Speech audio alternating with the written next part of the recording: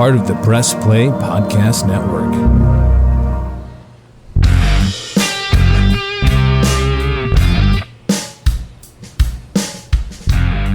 Hey everybody, this is the Ball Card Show, the esports podcast. For the Esports Collector. Thanks for joining in. I'm Jason Otero. I'm Gary LeMaster. And as always, we are brought to you by the Press Play Podcast Network. That's the one and only. Kind of bought by, too. Bought by and brought to you by. Yeah. And don't get too excited, ladies and gentlemen. You're missing out. We're about to eat some Chinese. I am anxiously watching the DoorDash app as the icon for our driver slowly makes its way here. Yeah, if you've ever wondered how fat we are, we are absolutely pausing this recording and just crushing 3 Chinese minutes food. into this episode. Yeah. Yeah. Well, I'm starving. I'm famished. I haven't eaten all day. Yeah. And you had to sit at a junior high football scrimmage in the heat. Yeah, it was sunny. It wasn't too bad. I'm ready for fall. It's been a long, hot summer. 100%. Yeah. That's the best time of the year anyway. But agreed. It's cool seeing my son out there with a football uniform on. Yeah. A bunch of middle schoolers running around like bobbleheads. That's junior high football in a nutshell. Yeah. There's usually one or two kids that look like relatively grown men, and everybody else looks like they don't know what their legs are for. Does that song come on every time you watch middle school football and you're just like, glory days, they'll pass you by, glory days? Is that what you think of with that? No. Oh. Not at all. You had to look like a string bean in middle school, didn't you? And short. I was like 5'6" and 110 pounds. And then I grew 9.5 or 10 inches in 9 months. Wow. Yeah. There's something in the water over there. You talk about somebody who didn't know what to do with their legs for about a year. This guy right here. Shoot. Well, Gary was out gallivanting around at the beach last week. I had a little vacation. It was nice. Tybee Island, Georgia. If you've never been, you should go. It's awesome. I keep telling you, quit dragging your feet and just decide to commit and buy a place down there so that we have a place to rent for free. I mean, we actually piddled around a little bit while we were down there. I'm sure you did. You go down there 7 times a year. We piddled around. The problem is like to live there, to buy something that 2 humans and a couple of dogs could functionally live in. Yeah. $556 at a minimum. Yeah. But we can buy like a 800 square foot condo that we can rent for $300 a night, 300 days a year for about $250. That's where it's at. And I think that's kind of the plan. We were looking at a few that were listed. Well, I didn't know we were going to get breaking news here. We'll see what happens. Well, Leslie and I are in favor of that decision. You say it's not big enough for kids? Good deal. Sounds like we tried, but we cannot make that work. Speaking of kids, I got to give a shout out. Okay. Had a really good time at family reunion last week. Nice. Everyone survived. Got back home, and my nephew Grayson started digging through some cards. So he's been a Pokemon collector, but he really is getting into sports cards. Okay. So put out a little $1 box. Said, go nuts. Pick any 10 cards out you want. I'll be darned if you didn't pick every single one of the ones that were worth more than $1. Kids got good taste. Next day, I broke out a 50-cent box and was like, hey, you can go ahead and pick what you want out of here. He looked through for a few minutes, grabbed 1 or 2 cards and said, not as good as he said, nah, not as good stuff in here. So shout out to Grayson for getting into the hobby. Absolutely. Grayson, you are not going to believe what just happened. What just happened? As I was giving you a shout out. The food showed up? No, not the food. Before that. Talk away because I'm still chewing on beef. I put my hat back on. There was a yellow jacket inside my hat in the basement. Started stinging me in the face. You do look like the elephant No, man. you cannot eat a mouthful of beef and broccoli.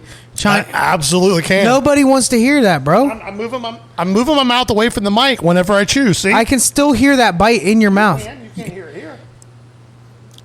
Now you can't hear it. You're done talking then? It's up to me now? No, Are you done with the beef and broccoli? No, I got a few more pieces. You got of a broccoli. choice. You got a choice to make here. No, I don't.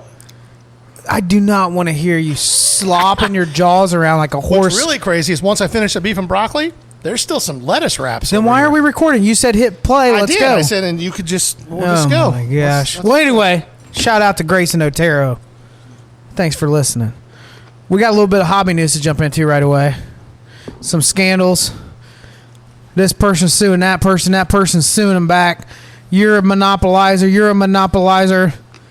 So when you finish that bite, if We're you all could, Mr. Monopoly. You know, you take a week off, you come back a week later, and you're like, I'm going to chew through this podcast. Yep. Hold So- on. So we're all on the Oh same my page. gosh! All right. Wow, that Let's was go. awesome. So let's talk through this lawsuit a little bit. So Panini files a suit against Fanatics. Fanatics files a countersuit. Yep. Break it down as simply as possible what the arguments are and how you think this is going to roll out. So the first lawsuit, Panini sues, and this is hilarious. Panini sues Fanatics, saying that they are trying to create a monopoly, which will be bad for the hobby. Now, if you're in this hobby, that's hilarious to you, or it should be, because Panini has had a monopoly for the last 12 years.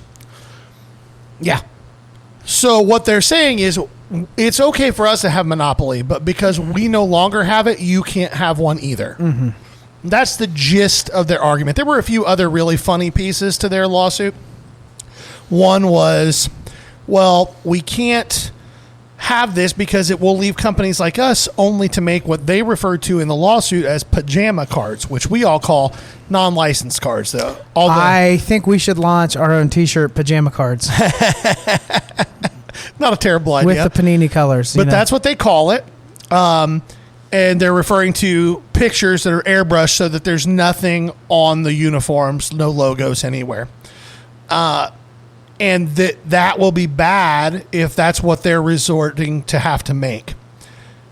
Which is hilarious because it's what they already make. Yep, they're already doing For it. baseball. Yep.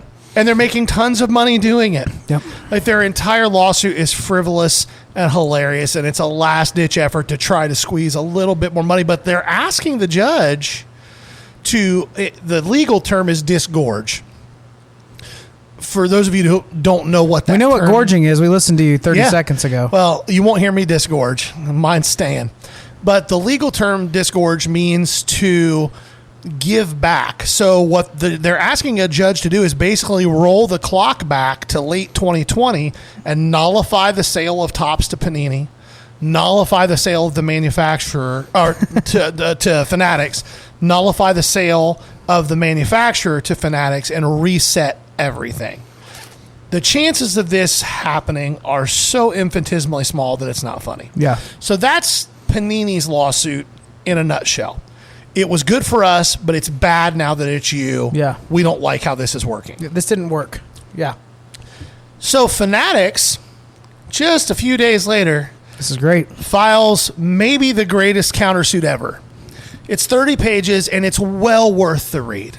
It's not boring. It's not legalese. They did this in a way that you're going to read it and be like, oh, snap. Like, that's what it boils down to. The countersuit is filled with screenshots of tweets from Twitter users that have been blocked by Panini for asking where their redemptions are. Oh, my gosh. It is filled with pictures of cards that have no quality control whatsoever. After Panini's lawsuit said that their manufacturer makes sure that all cards are mint when they get to customers. It details Panini's bad faith negotiations where there was an agreement in principle. We've talked about this for a year. Back in July of 2022, Fanatics and Panini came to an agreement in principle for Fanatics to buy Panini. Right.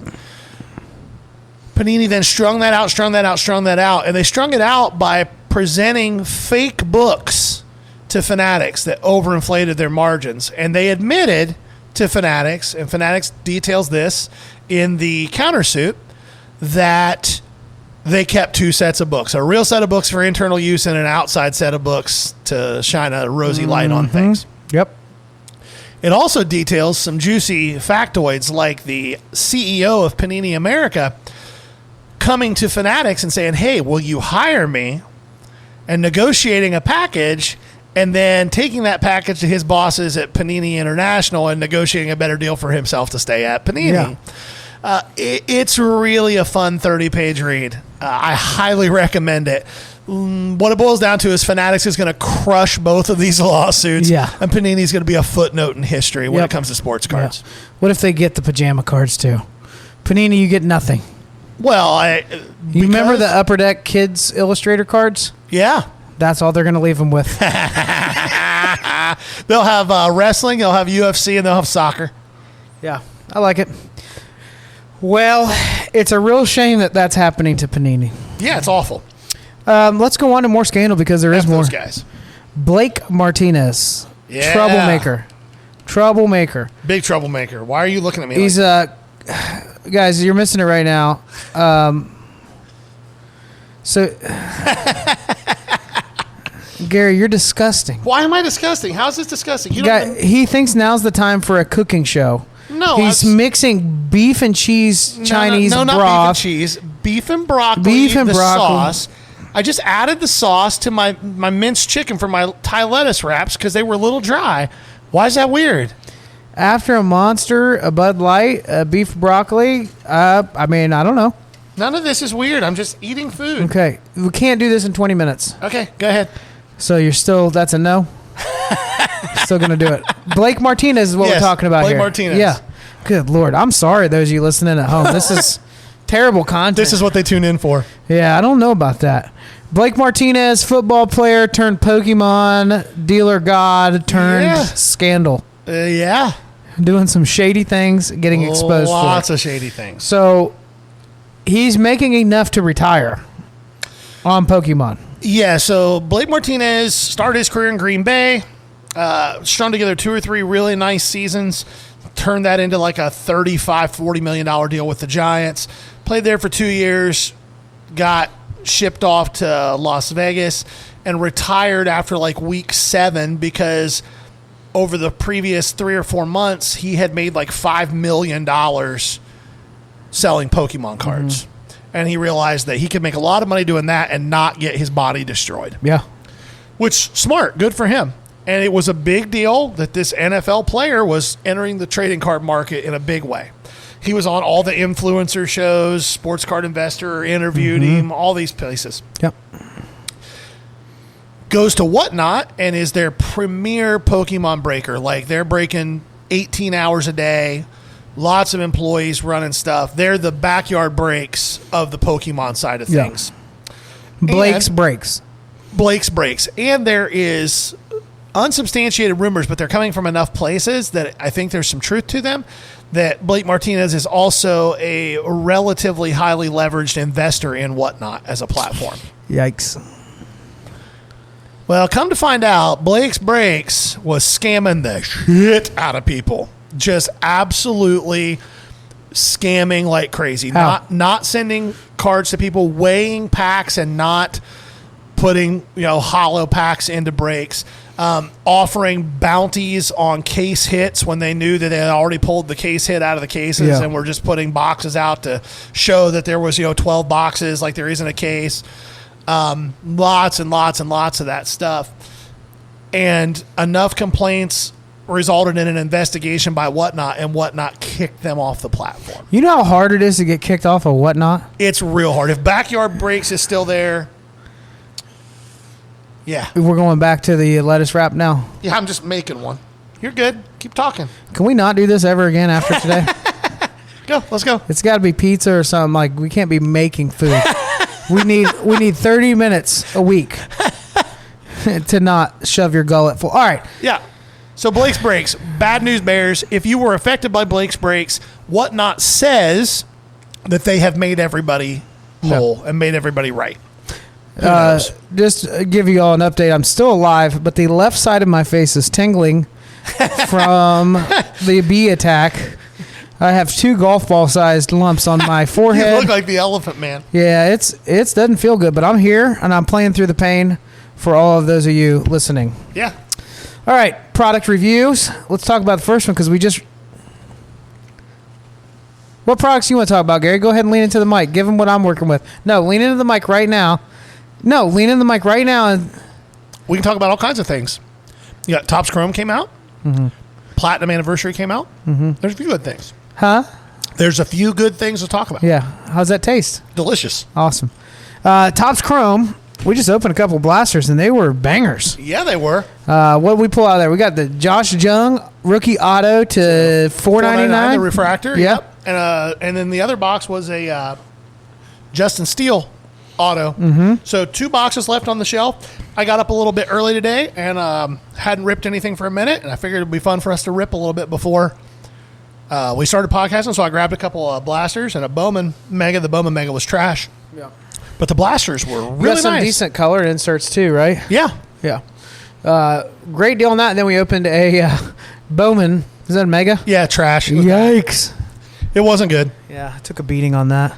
But the other one coming out is Platinum, Topps Chrome Platinum Anniversary, which I've just been seeing different hits. Yesterday. Yeah, seeing different hits out there. Really, really fun product to break. You're going to feel like you have some value in it. There's some huge cards in there. For the most part, you're not going to hit those. But a lot of those really inserts are great. Awesome vet parallels. But it's a $100 hobby box. Yeah. And I've seen some really nice ones. Yeah. The other thing, too, is this will be a great product if you like building player sets or building a rainbow. Like, I think we've told what this means, but essentially with Topps Chrome, there's so many different color variations that you can kind of pick a random vet player. So, like, I know Eric Davis is in this product, so I'll probably be buying up some of those different, color variations, see if I can't collect them all. Absolutely. But that's a really good one for set building. They still have, so last year they had some type of Mickey chase in there. Is there anything like that this year? I don't believe so. Okay. So last year it was called Platinum Anniversary, not Platinum. Because it was the anniversary. Of this year's not Platinum Anniversary? No, it's just Platinum. Oh, okay, Topps Chrome gotcha. Platinum. Gotcha. Last year was Platinum Anniversary because it was the 50th or the 70th anniversary of the 52 mantle. The 52. 70th anniversary of the 1952. I mean, we're reaching. Now this here. year's the fifth. This year looks like the 53 set. Yeah, it's really nice. So anyway, we would recommend picking that up, especially it's a high-end version of Archives, basically. And you're getting a high-end product. Now, I don't know how many packs. You're still getting a lot of cards, right? On a hobby box? I think it's like you're getting like 80 or 100 cards. Yeah. I mean, it's... So for a high-end product, it's actually a lot of cards. Yeah. We say high-end. For us, we just mean like the quality of the card. Obviously, there's way more expensive stuff out there. But it would be in that one for us. Upcoming shows. So you and I are kind of diving into... We're spreading our wings a little bit. You're driving all over the Midwest at this point. Yeah. But we've got some shows coming up, so let's give them a rundown. What do we got next?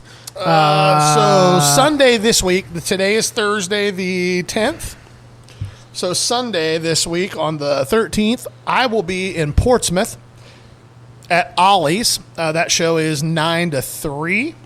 So that'll be a fun one. First show that they've done in Portsmouth for 25 or 30 years.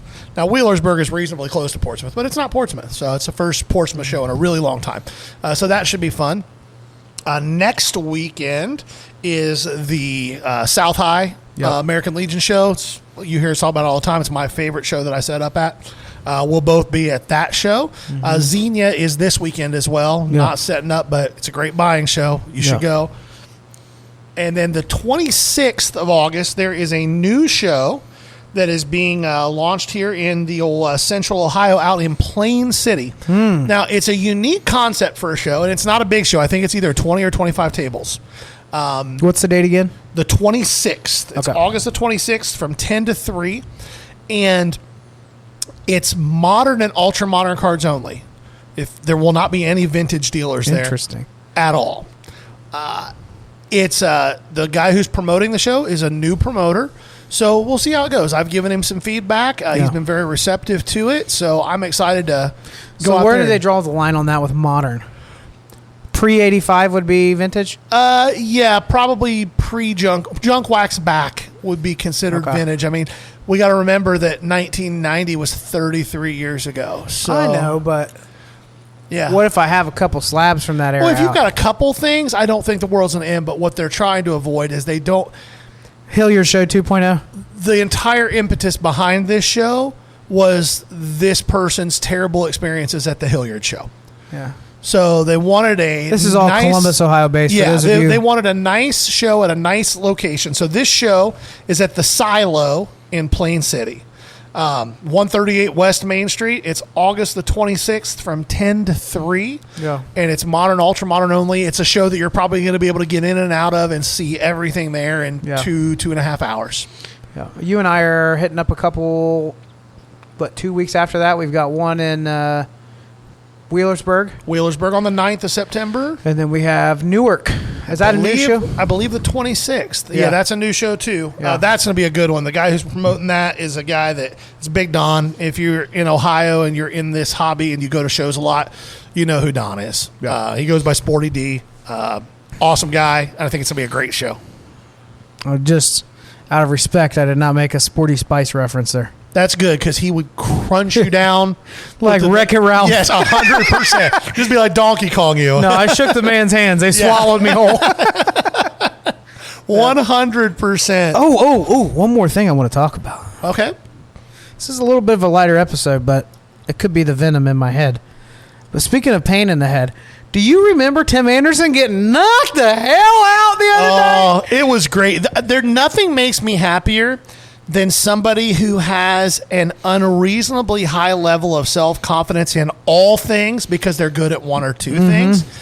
And this dude squared up like he was the man. And Jose Ramirez just falling away hook. Knocked his ass out cold.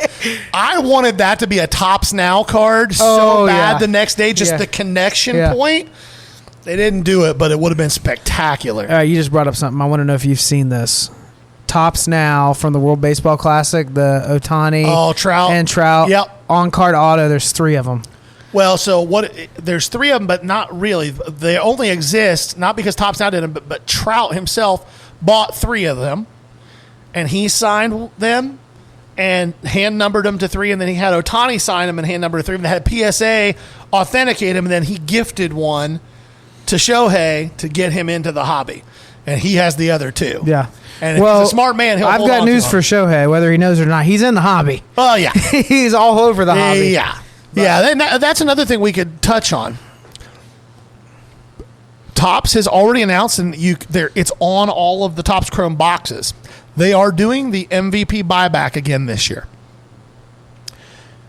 I'm not going to tell you who you should be trying to scoop, But I'm going to tell you that if Ohtani doesn't win the AL MVP, something has gone horribly wrong. Mm-hmm. The NL's a little murkier, and I'm not going to share the guys that I'm kind of scooping on the DL really cheap. is just Davis in Mills case. one of them? Yeah, shut up. But Acuna is the guy that everybody's about 100% sure is going to win the MVP. I'm not 100% sure. I think he's probably a 75 or 80% chance, but there's 2 or 3 other guys that are Come on. making a push. That if Do you think it's going to mean that you get less of them if you tell them on the airwaves? I think it'll make the price of them go up. You have that kind of confidence in our reach. I do. I love that energy, but I would not be telling you the truth. Freddie Freeman and Matt Olson. There we go. There we go. I like that. I like Matt Olson. I like that as an option. I'm Matt big on Olson that. has 103 RBIs already. Guys, he is so cheap. Yes. Cheaper than he should be. Well, it's because he played the first 5 years of his career in Oakland. Yeah. Where good baseball players go to die. Yeah. Yeah, not for long. I know, because they do the same thing the Reds do. It ship them out right before arbitration. Yeah. Well, I meant they're moving, but Oh, yeah. yeah, that too. Yeah, that too. Well, buddy, I'm getting a little dizzy, lightheaded here. You just poisoned from that yellow jacket I've been sting? attacked. It was multiple stings. And then the jerk just flew off into the rafters. Well, the good news is when we finish this episode, I've still got a lettuce wrap to eat. I can't wait to watch you do that. I know. This has been the Ball Car Show, the sports podcast. For the Sports